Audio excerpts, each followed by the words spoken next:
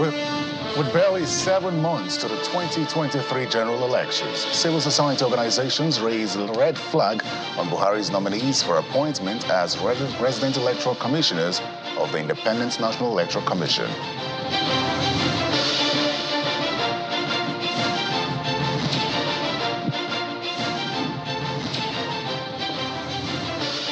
In a move political analysts consider a game changer, especially for the ancient city of Kano, former governor of the state, Ibrahim Shekarau, finally dumps the new Nigeria People's Party for the People's Democratic Party after just 3 months.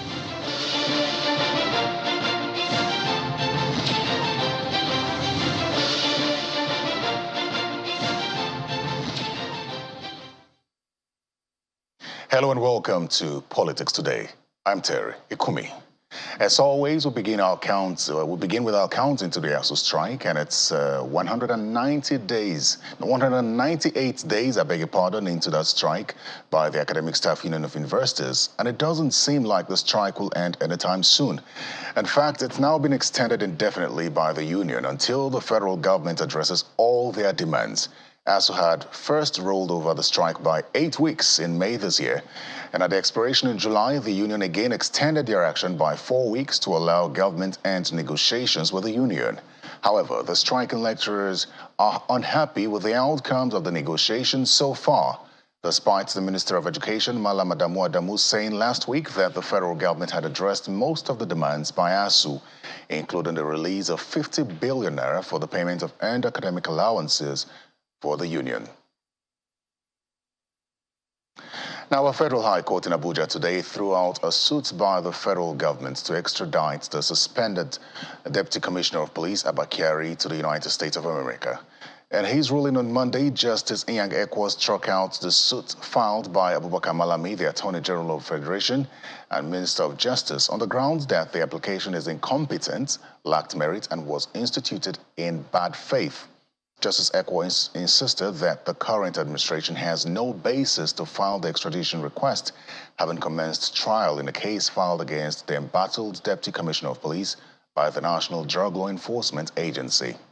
The federal government filed the extradition charges against Kyari to pave way for his extradition to the U.S. to answer fraud allegations. Kyari is wanted in the United States over alleged conspiracy to commit wire fraud, money laundering, and identity theft.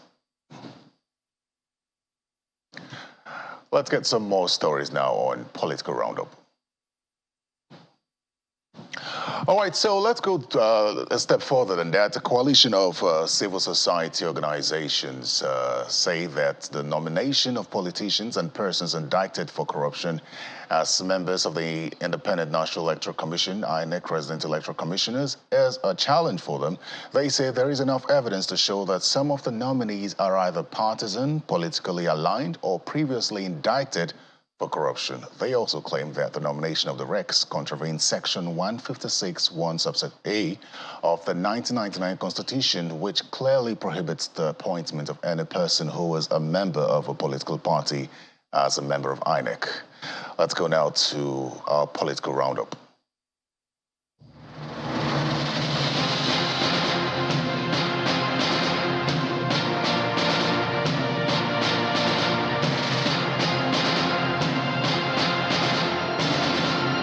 The governorship candidate of the People's Democratic Party in Plateau State, Honorable Caleb Mutfwang, has said he would lead from the front to bring the insecurity in the state to an end by introducing new refreshing strategies to ensure people live peacefully, rebuild the economy, and get indigenous people back to farms and mining fields. Caleb Mutfwang made the promises in Jos at a reception organized by the PDP Biron Progressive Union to appreciate him for picking one of their daughters as his running mate for the exalted position of the Deputy Governor. He also appreciated the Biram people for fighting for the preservation of Plateau and promised to ensure every inch of land taken away from them would be recovered when he gets into office as the Executive Governor. We will do everything in our power to ensure that the northern zone is well protected, is well preserved, and because we know that if you are sleeping well, we will sleep well. A political support group known as the APC Youth Ambassadors has vowed to produce 20 million votes across the country for the party's presidential candidate, Bola Tinubu, and 4 million votes for the governorship candidate, Senator Uba Sani, in the 2023 elections. The group strongly believes that Tinubu will address most of the prevalent challenges facing the country if elected to office, insisting that the APC remains the best alternative for Nigerians despite the present problems in the country. Speaking during the inauguration of the Kaduna State chapter of APC Youth Ambassadors, the state chairman of the group, Awal, urges youths to ensure they get their permanent voters card ready for the task of electing good leaders that transform the country. Members of the Labour Party in Enugu State have begun what they termed as Charity Begins at Home movement to mobilize grassroots support for the Labour Party presidential candidate Peter Obi and his running mate Yusuf Datti Ahmed. The group, who held rally and a town hall meeting in the Enugu State capital, says it would be uncharitable for people in the southeast not to support one of their own when many from other parts of the country are mobilizing support for Labour Party presidential candidate and his running mate. Meanwhile, the Labour Party is distancing itself from the activities of one Fabian Iyekweme from Imo State, who the party says has been disguising as the Imo State chairman of the Peter Obi Datti Presidential Campaign Council. In a press release by the National Publicity Secretary, Comrade Arabambi Abayomi, the party strongly condemns the activity, describing it as insubordination, and advises the public against engaging in Labour Party affairs with unrecognized persons. If the whole Nigeria is saying we have found your own, and we're not hearing anything from Igbo land, we're not hearing anything from Enugu, that's why I said no. We must come home and get our people to get onto the fire. We cannot be at the back of the bench. Ahead of the 2023 general elections, the Institute for Peace and Conflict Resolution and the United Nations Educational, Scientific and Cultural Organization, UNESCO, have organized a training for youths on citizenship, engagement and political participation for peaceful conduct of the exercise. At the opening session of the training holding in Abuja, the Independent National Electoral Commission, INEC, says in the recently concluded continuous voter registration exercise, CVR, of the over 12 million completed registration, more than 8 million are of youthful age. Some youths of the All Progressives Congress in the Federal Capital Territory are asking the chairman of the Abuja Municipal Area Council, Mr. Christopher Mekalangu, to obey the rule of law and desist from what they describe as actions that tend to disrupt the peace and unity of the nation's capital. An election tribunal sitting in Abuja on August the 5th sacked Mekalangu from office as AMAC chairman, ordering the FCT minister to immediately swear in Mr. Murtala Karshi, the candidate of the APC in the February FCT area council elections, as the substantive chairman of AMAC. But the PDP appealed the judgment and got a stay of execution to stop the order of the tribunal. Briefing journalists in Abuja, the spokesperson of the concerned FCT APC youths, Shitu Chidawa, says they are worried about the action of the AMAC chairman, despite the fact that the court is handling the case, as they accuse him of forging his certificates. They should stop hiring talks and hiring people who are not even the indigent, the concerned resident of FCT, to be misleading the general public. The African Democratic Party, ADC, is appealing to its candidates vying for different positions in the party to abide by the party's constitution and guidelines in carrying out their electioneering campaign. Addressing journalists in Abuja after the meeting of the National Executive Committee and presentation of certificate of return to the governorship candidate of the party in Kaduna State and chairman ADC governorship candidates forum, Mr. Zaki Caleb, notes that the ADC remains the alternative party that can bring good leadership to the country. First and foremost, to follow the instruction of this party and to first and foremost, do your campaign and run your activities in accordance with already laid down manifesto and program of this party. All right.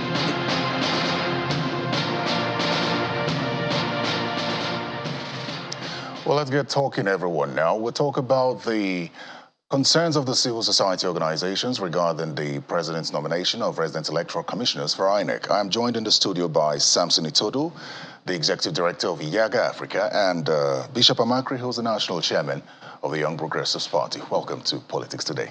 Good evening. Good evening. Thanks for having us. So, Samson, the CSOs had raised the alarm which is now something of concern to everyone. It's interesting that it took this while for anyone to observe that, but some would say kudos to you for doing your investigation and coming up with those details.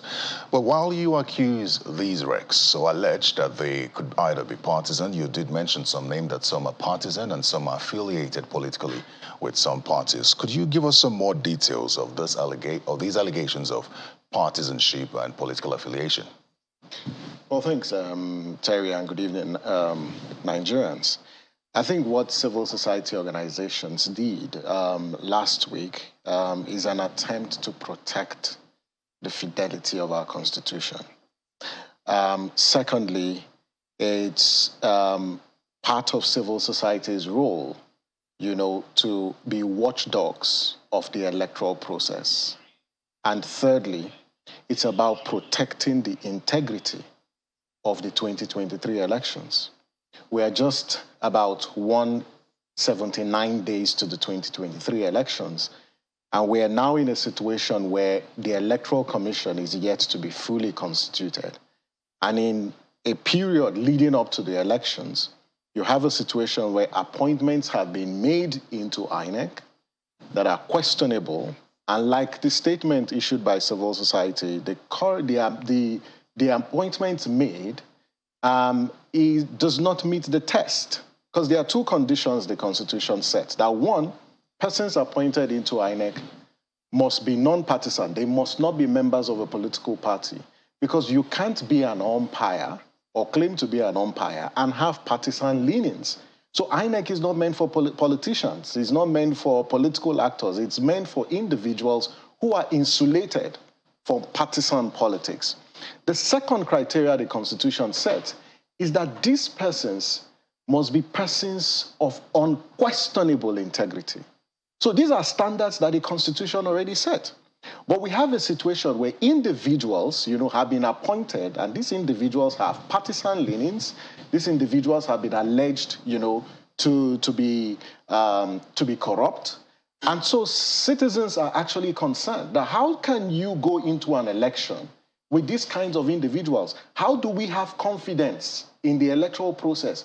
So you can clearly see that this action to appoint these individuals is actually an attempt by the political class to capture INEC. And once you capture INEC, you undermine the integrity of the elections. If you look at the individuals, of the 19 that the president appointed, 5 of them were renewed appointments.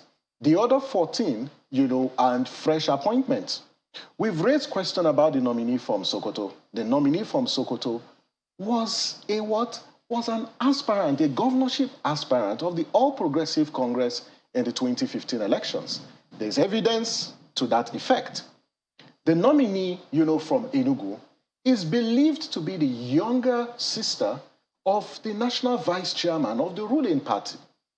The other candidate or the nominee, from Imo State was a woman who was alleged to not only be corrupt, but to be in cahoot with politicians to undermine INEC. And INEC deployed this woman on several occasions, and she has been a subject of controversy. How did this same person make it into this list that has been transmitted, to the Senate? And citizens are making one call, that the president should withdraw, these nominations because they don't meet the constitutional test. No one is challenging the power of the president. The president has the power to make those appointments, but the Constitution sets thresholds, and those thresholds must be upheld because he is a creation of the Constitution. So what he has done is an aberration of the Constitution. And secondly, that the Senate rejects, these nominations because it's got grave implications for the 2023 election. If the president wants and is committed to fulfilling his promise for credible elections in 2023, it begins with the caliber of people he appoints into INEC. And we've called on the Senate and the National Assembly to undertake due diligence, check the records of these individuals. So you don't populate the Electoral Commission with individuals that will undermine the integrity of the election. And so for citizens and civil society, this is an effort to protect the Constitution, to protect the sanctity of the electoral process, and more importantly, to protect the independence of the Independent National Electoral Commission. So I will come to you, I will come back to you. We have a lot to speak about this, but in our Kano studio, we do have former governor of Katsina State, Ibrahim Shema, to speak briefly on the defection of Senator Ibrahim Shekarau from the New Nigeria People's Party to the People's Democratic Party. Welcome to Politics Today. Thank you very much. Good evening. I'd like to start by asking you, I mean, you were there, so you would feel that better understand the situation. Could you describe the atmosphere in Kano State today as former governor of the state, Senator Ibrahim Shekarau, defected from the NNPP to the People's Democratic Party, back to the People's Democratic Party, if I may add? Indeed, the atmosphere was electrifying. Ibrahim Shekarau moved back to PDP today at his residence, and a massive and monumental crowd was there to welcome him back, including, of course, the presidential candidate of PDP, Waziri Adama Alhaji Atiku Abubakar, the national chairman of the PDP, Dr. Iyochi Ayu, the chairman of the board of trustees, the vice presidential candidate of the PDP, Dr. Ifeanyi Okowa, and the chairman of Governors Forum, the governor of Sokoto State, Aminu Waziri Tambuwal, and so many other former governors and serving governors who graced the occasion. Indeed, it is a very happy occasion for us in the PDP, knowing the value and the importance of Kano in terms of Nigerian politics and in northwestern regional politics. Could you put it into context for us? It will seem that everyone wants Shekarau on their side. How important is Shekarau to the 2023 presidential election, especially with regards to Kano State? Shekarau is an extremely important person. If you remember the last election, or the last time he joined the APC and contested for the senatorial seat, he remains the only senator who has garnered, the highest number of votes that were voted for a senator for the seat of senatorial seat from Kano North. So I believe that Shekarau's coming into the party is a very welcome development. These are times when people will keep moving into our party, the PDP. Remember, just recently, just about 2-3 days ago, the senator from Daura Zone, Katsina North Central District, Ahmed Baba Kaita, moved into our party with about 19,000 other people from Daura Zone. So it's going to be a continuous process because people want to come into our party and contribute to the way we can grow and develop democracy and ensure that this process, takes into account the situation of Nigeria as it is today. So let me ask you this question. In leaving the NNPP, Shekarau had alleged that he was unfairly treated. He had some concerns as well, which we will talk about. But what's the bargain to get him to join the People's Democratic Party? I believe Shekarau, from his own words, the bargain is he wants to come to contribute to the growth and development of democracy and to support Alhaji Atiku Abubakar as presidential candidate in our party and to ensure that PDP continue to grow and by the special grace of Allah gets to become the next ruling party in Nigeria. So does he get his senatorial ticket? Because he would have to forego that of the NNPP. He did forego his senatorial ticket in the NNPP, but he didn't ask for a senatorial ticket in PDP as of now. So he will not be getting one from the PDP, is that conversation still ongoing? It must be an ongoing conversation. But have you taken into cognizance some of his concerns in leaving the NNPP? He did say that his followers were not accommodated in the New Nigeria People's Party based on an agreement he had with Senator Rabiu Kwankwaso before joining. Will his followers now be accommodated in the People's Democratic Party, especially considering the fact that nominations have literally closed and he also has something to lose as well with regard to his NNPP ticket. So what level of accommodation will he be getting and his followers in the NNPP? Or was that not discussed as well? In the PDP, I beg your pardon.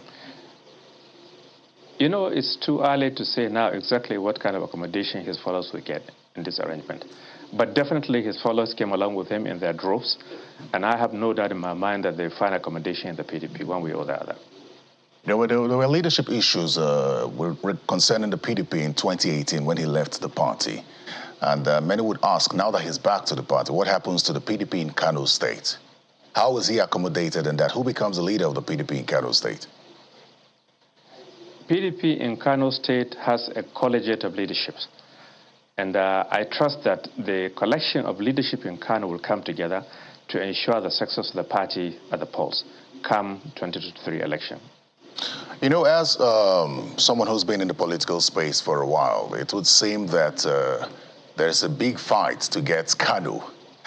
Even though some members of the NNPP, specifically the spokesperson of Rabiu Kwankwaso, has said that no party, apart from the NNPP, can even get up to 25% in that state. Now, when you have Shekarau on one side, and then you have someone like Kwankwaso who's gaining grounds with the NNPP, especially in Kano State and across the northern region, and then you have the incumbent governor, what impact will Shekarau's defection to the PDP have, specifically in Kano, with regard to the 2023 presidential election?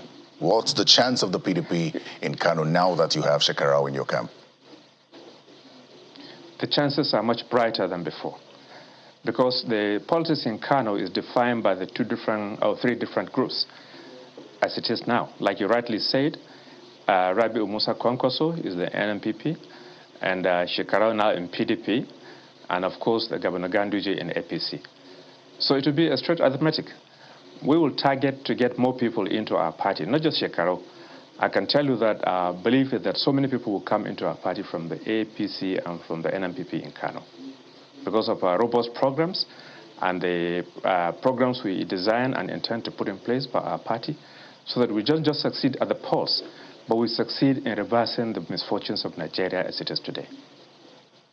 Let me take you back to his reason for leaving the PDP in 2018, when he talked about the state executive being dissolved illegally, and he was also concerned that there was crisis in the party at the time, and then now joining the party at the time when it seems like the internal crisis within the party, talking about the frosty relationship between Governor Nyesom Wike and the PDP presidential candidate, is yet to be settled. How does the party hope to put all these together going into the elections? You know, there is no political organization in the whole world that doesn't have issues or problems. There is no political party in Nigeria that does not have issues currently as I'm talking to you. Our PDP is no exception. But what I do know and I believe is that our party is the most nationalistic party in this country, because it does not belong to anybody. It belongs to all Nigerians, and is in every corner and nook and cranny of this country. And I also believe that an ongoing process is in place between Alhaji Atiku Abubakar, the Wazir in Adamawa, and Nyesom Wike, who is equally an important member of this party. So I sincerely and honestly believe that we settle our differences, we move forward, and we make sure that we come together as a family in order to save Nigeria from the situation it is already. Very well, then, as former governor of Katsina State, Ibrahim Shem, I would like to thank you very much for coming to speak with us on politics today. Thank you very much. Thank you. All right, let's return to the conversation now of concerns raised by the civil society organizations with regards to the nominations made by the president for resident electoral commissioners of the Independent National Electoral Commission. Samson had initially started the conversation where he raised some concerns and how important it is for those concerns not to be ignored. Let me go to Bishop Amakri now, who's the national chairman of the YPP. What are your thoughts on the issues raised by the civil society organizations? Thank you so much, Terry. Let me start by quoting the words of the former president of America, Thomas Jefferson, who have said, when injustice becomes a law, resistance becomes a duty. And I think it's the responsibility of any leader who wants to lead his nation, his or her nation, to lead by example. And I think all that Samson Itodo has said, frankly speaking, have no any question mark or defect. And I think that the president of a country such as ours should look at the country first and not his personal interest. A situation where you begin to bring on board or nominate persons who have political affiliation simply because your target or your aim or an objective is to see how you can continue to retain power, even when you are exiting, considering the fact that the country, the kind of inadequacies that has pervaded this country, people are wallowing in hunger and everything, and all they continue to think about is to see how they will continue to capture power or to sustain power. I think going forward, all I could say for now is that I would challenge, I would throw the responsibility to the National Assembly. They should replicate the same, attitude of bravery where they did during Onoche's nomination. The civil society, they were on top of the game. And I also want to use this opportunity to thank him because these are some of the things that even we, the political parties, should be doing. And I must say that going forward, we must not leave this responsibility alone for the civil society. I think political parties too should brace up and begin to, raise concerns, about such, injustice. Because when there is social injustice in the land, you cannot expect any societal growth. And my worry is that we have a president or people that continue to put the interests of just their political party as against, the interests of the entire nation. APC is just a political party, just like other political parties are. Well, in this case, we're talking about, building an egalitarian society, how we can build a society that will leave behind for our unborn generation. And we must lead by example. And for crying out loud, it's unacceptable. What APC is doing now is something that not just a political party member, but I think every Nigerian should raise concern about this. And we must put it a stop. Samson, is this from your observations, are these wrecks connected to a particular political party? No, clearly, like it was clearly stated in the statement issued by civil society. And I want you to note and also tell Nigerians that this is a product of intense and in-depth investigation conducted by civil society organizations who assigned, the statement. And we went to search because we've got a role as citizens to provide vigilance on the electoral process. Terry, Nigerians need to know that there is an attempt to capture INEC. And this is not the first time. It started with an attempt to appoint Loretta Oneche. We moved from also an alleged appointment of national commissioners who, to an extent, in fact, one of them, there was, her membership card that was published online. To this particular time, you clearly see that there is an attempt, to capture INEC. And there's only one reason why the INEC is a major institution for focus. Because when you capture the institution, you undermine its capability to resist, attempts to undermine and circumvent the electoral process. There are two ways you can undermine an institution. First, you attack its operational independence. Secondly, you attack its financial independence. In this case, by the provisions of the Electoral Act, the law says all funding for elections should be transferred to the Commission 360 days, that's 1 year to elections. But about appointment, this is why Justice Ways, in his report and the committee's report, said that remove the power of appointing national commissioners and resident electoral commissioners from the president and vest it in an independent body. It's 14 years down the line, we are still experiencing, situations that Justice Ways, in his recommendation, tried to address. We are in an election. I don't think that we understand the implication of this. We are 179 days to the 2023 elections. Recs have not been confirmed. And not just confirmed, you've now appointed people who have partisan leanings. And this is why the National Assembly, the Senate in particular, needs to rise to the occasion to resist and protect the independence of INEC by rejecting these nominees and asking the president to renominate. On that list, you can clearly see they have partisan leanings. The fundamental question is who even recommended and appointed these people in the first place? How did they make it into the list? There are actions that need to be taken before you even get to that point. There's a lot of security screening that needs to be taken. And this is where, the Senate, has a role to play. But are you optimistic that the Senate will do just as you request? Because you recall that in the case of Loretta Onoche, she wasn't denied just because she was a card-carrying member of the APC. It was because there was someone else from her state that was already a rec.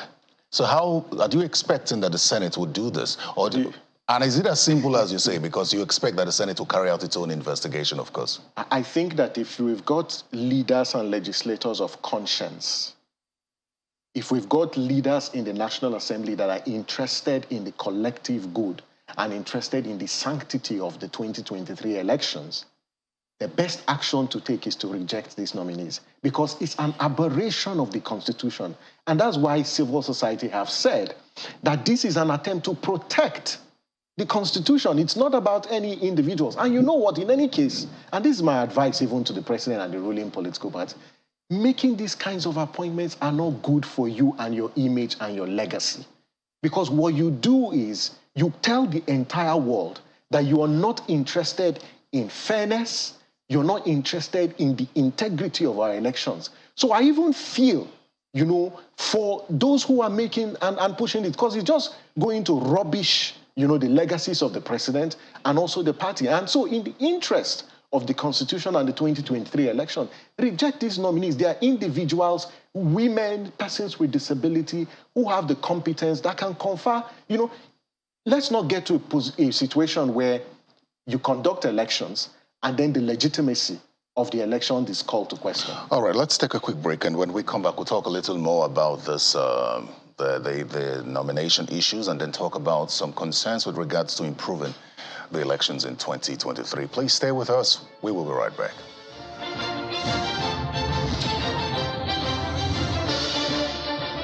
Welcome back to Politics Today. The conversation is on the concerns raised by the civil society organizations on the need for the Senate to reject the nomination of some of the nominees of the president for positions of resident electoral commissioners of the Independent National Electoral Commission. I'm speaking with Samson Itodo, Executive Director of YAGA Africa, and the National Chairman of the YPP, Bishop Amakri.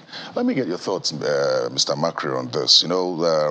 With regard to these to the appointments that the concerns raised by the CSOs and the need for the Senate to take a step and do this, what do you expect of the Senate with regard to how this will go? Because as I told Mr. Itodo, the Senate would have to carry out its own investigations. Are you expecting an investigation? Are you expecting that these Rex nominees should show up for the screening process, or does the Senate need to just carry out its private investigations and not bother inviting them to a screening if it's concluded that they are guilty or sort of? Well, I think that the right thing should be done if the president will insist, and I know that he will insist, even though I'm not preempting him, but the attitude already that they continue to show, especially the president, he doesn't hear to the cries of the people.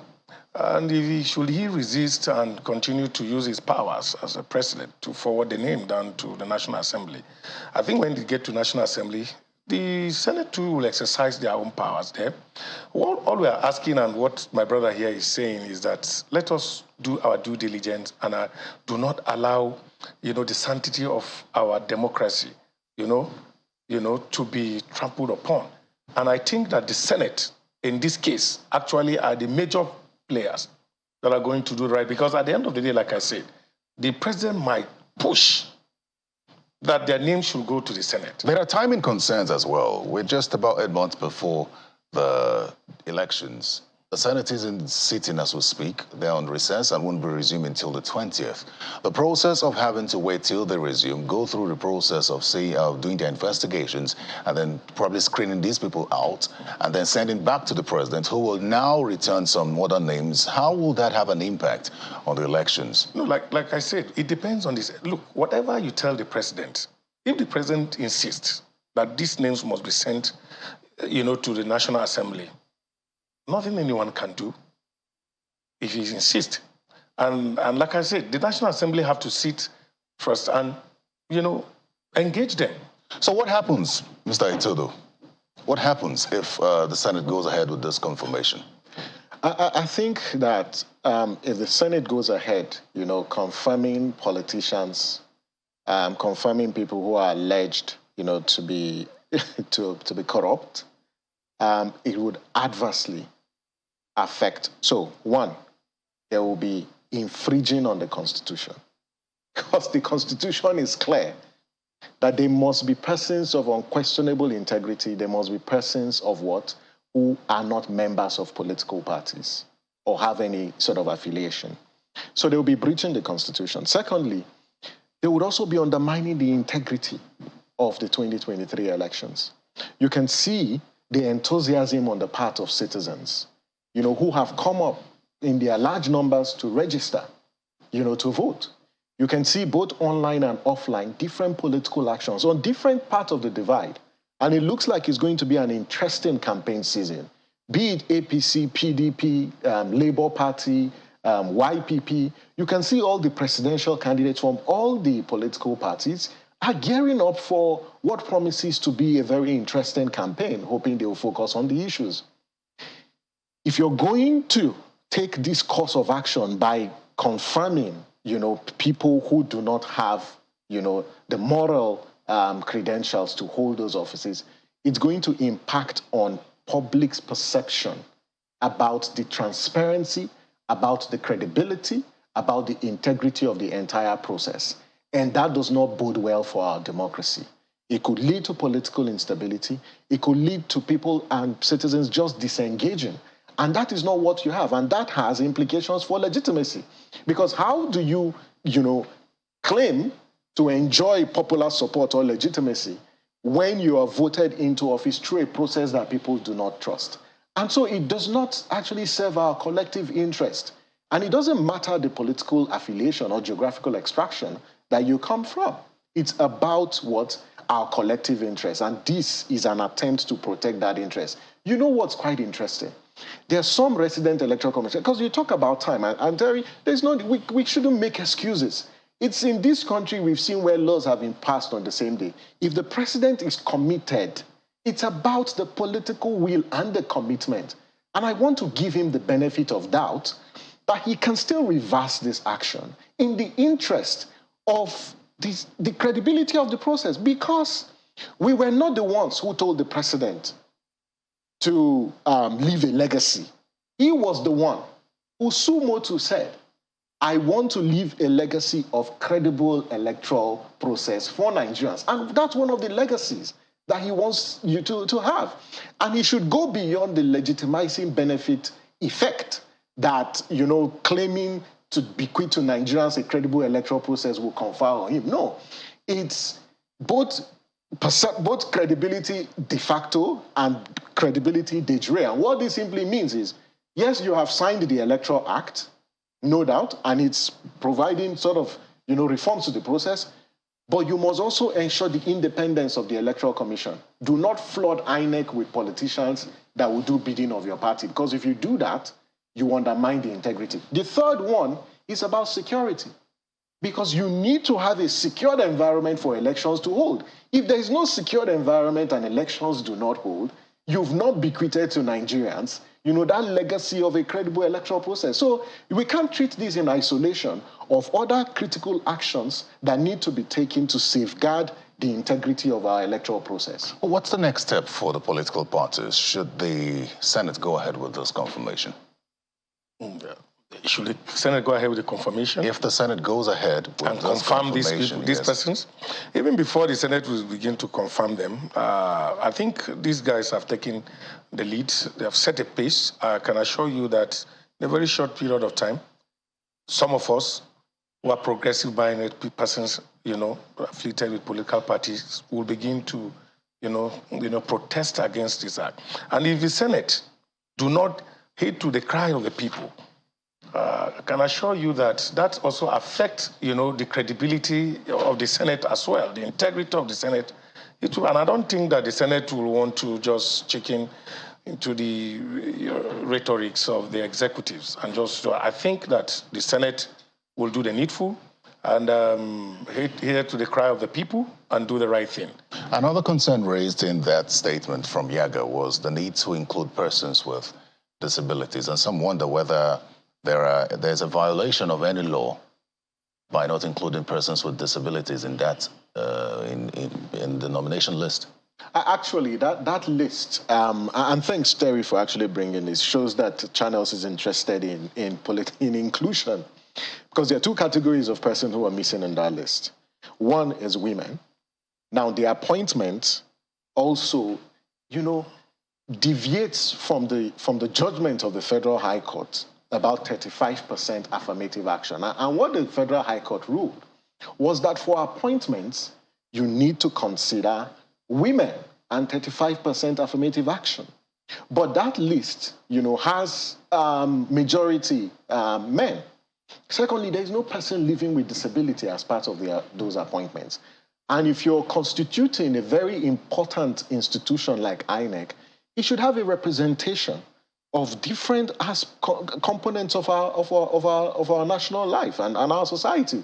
There are no persons with disability, but there are persons with disability who are voters. So how does INEC make policy? Because the national commissioners and even they are the policy arm of the institution, but you also need to have persons with disability to help the commission, in its policy targeted at persons with disability. Secondly, you also need women. It's so sad that one of the women, who was one of these wrecks that we celebrate, I think she's from the northern part of the country, either Zamfara or so, I can't remember. But she was a wreck of Kaduna. She didn't also make it. There are lots of resident electoral commissioners that have the experience. They were not reappointed. And the fundamental question is, why were these individuals not reappointed when they have what it takes?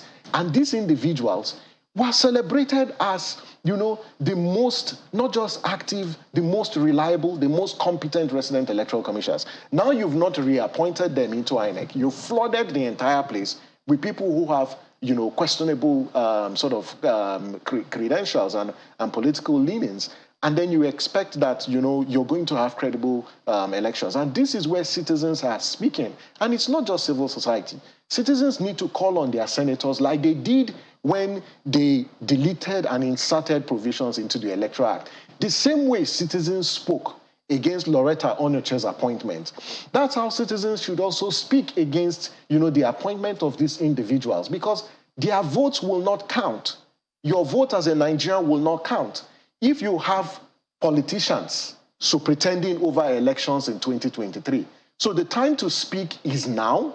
Call on your senators not to confirm these individuals, but go beyond these individuals that civil society have identified and ask the Senate to conduct comprehensive scrutiny of the credentials of those individuals. Political parties should send petitions, to the National Assembly, particularly the Senate, with evidence and go and defend it. Because the whole job of protecting, the sanctity and the integrity of the electoral process is not just for civil society, it's for all stakeholders who are interested in the Nigerian democracy project. And this is what this is about. Let me go to Bishop Omakri now and talk about something else. The Electoral Offences Commission bill. It's in its final stages now. The House of Representatives has just concluded its public hearing. I don't know if you were at that hearing, but what's your stand on that, considering that both the Independent National Electoral Commission and the EFCC differ on whether or not there is a need to establish an Electoral Offences Commission? Where does your party stand? I stand on the part of the INEC chairman. He was straight on that there should be an electoral offense, commission. And I agree, because if you look at all the shenanigans going on, the brigadage going on during electioneering season, my brother, it's a call to worry for every citizen of this country. And we can't continue the same way, most especially now the strategy that most of these politicians have introduced now, is this issue of, vote trading.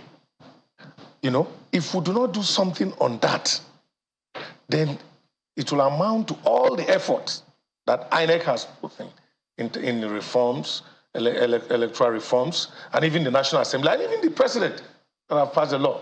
I think it will amount to a kind of waste of time and intellectual property.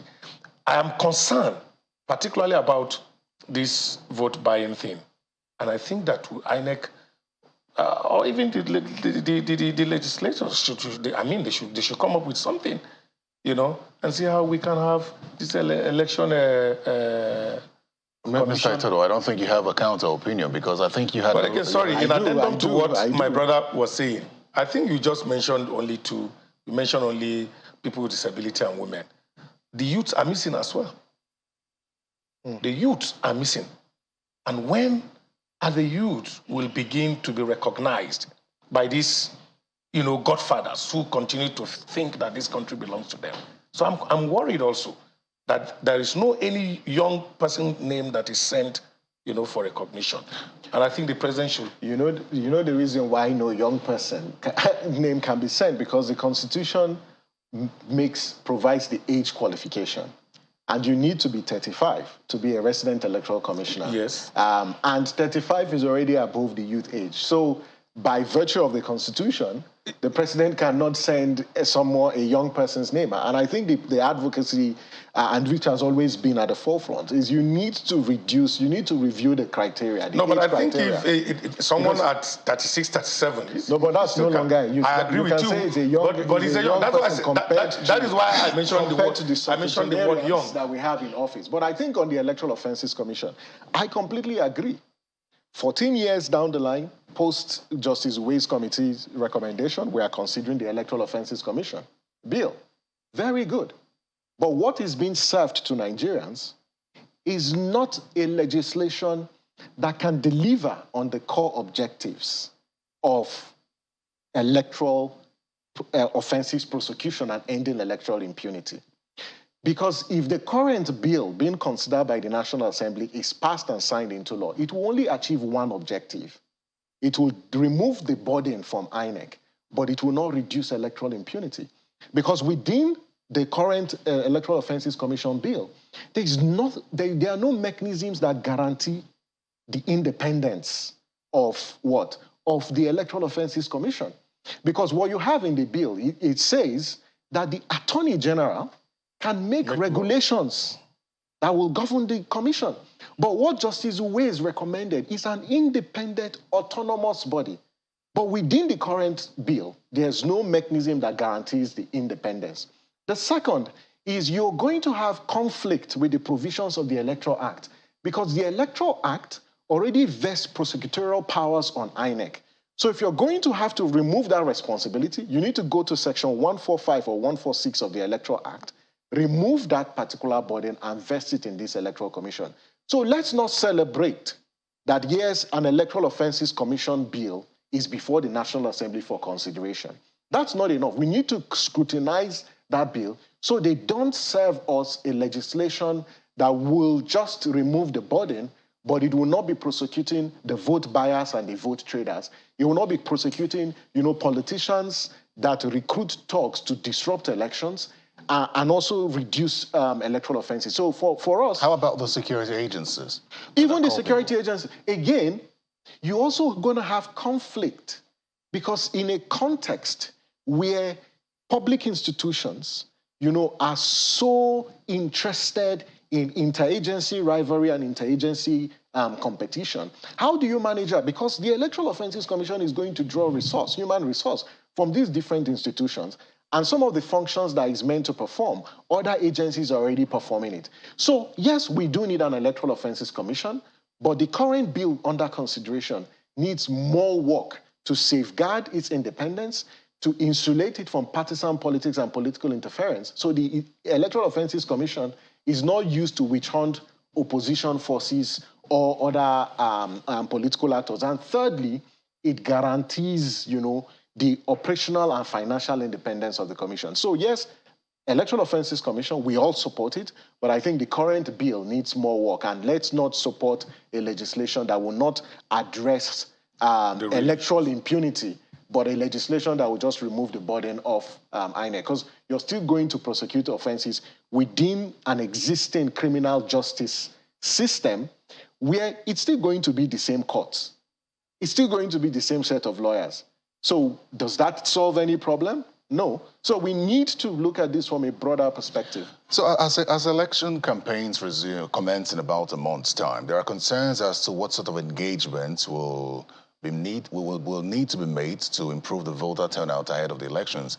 And most importantly, as you had mentioned at some point, is the voter turnout should be one that would be of well-informed voters beyond just anyone, especially those in ungoverned spaces and remote areas. So what sort of engagements going into 2023, going into the campaign season, should we be having, especially the political parties, that will improve voter turnout of informed voters? Thank you. It's very important. I think awareness is the key thing here. And I want to speak from the YPP aspect. We intend to go down to the grassroots and have door-to-door campaigns, issue-based campaign, and letting people know that they just have to come out and exercise their franchise. Because it's not enough reason. A lot of people, most time, you will continue to tell you votes don't count. But I tell you now, somehow vote counts somehow now. Why? Because of the reforms that we have seen in INEC. And this is the kind of message we are going to carry out to the people down to their communities, you know, and their houses. We need to let them know that the system has changed. The reforms have been made. And now when you come out, your vote will be counted. You know, Mr. Itodo, just before we go, the conversation is beyond just getting the people to come out to vote, but to know why they vote beyond just the fact that it is their civic responsibility in making the decision of who is the best person for them to choose. What sort of engagements? I think one is candidates need to subject themselves to debates. They need to come tell the people what they want to do, and the people should ask them those questions. At what level? So at all levels. And let's not just focus on the presidential elections. From the state houses of assemblies down to the presidential elections, candidates should submit themselves to scrutiny because people want to make informed choices. Two, voters should look for, the manifestos of these parties and then ask them questions both online or physically. The third critical point about turnout and making informed choices, the political parties have a role to play. That this is not going to be one campaign period where it will just be about rallies, about voter inducement. You need to communicate to people in the language that they understand and not just tell them what you're going to do for them, but how you're going to do what to solve those problems, because Nigeria is actually grappling with leadership crisis at different levels. The fourth, INEC needs to take PVCs to the people and not wait for people to come to them. If we're going to improve voter experience in 2023, then INEC needs to take PVCs to where the people are so people can collect their PVCs. And lastly, you can only have elections in a secured environment. If you don't protect the materials, the officials, the voters, the media, and all the stakeholders involved in the process, there's no way you're going to have elections. And so the state needs to perform its responsibility of securing the environment for elections to hold. And until you do that, you've actually failed in your responsibility. And I want us to actually really anchor on that point that Nigerians want to exercise their franchise. They want to vote, but they can only vote in a secured environment. And if government denies them of an opportunity to cast their ballot, then we are no longer a democracy. Samson Itodo, Executive Director of Yaga Africa, and Bishop Amakri, National Chairman of the YPP. Thank you very much for your time. Thank you so much for the opportunity. Well, that's all the time we have on Politics Today. A very big thank you to you for your time as well. I'm Terry Ikumi. Goodbye.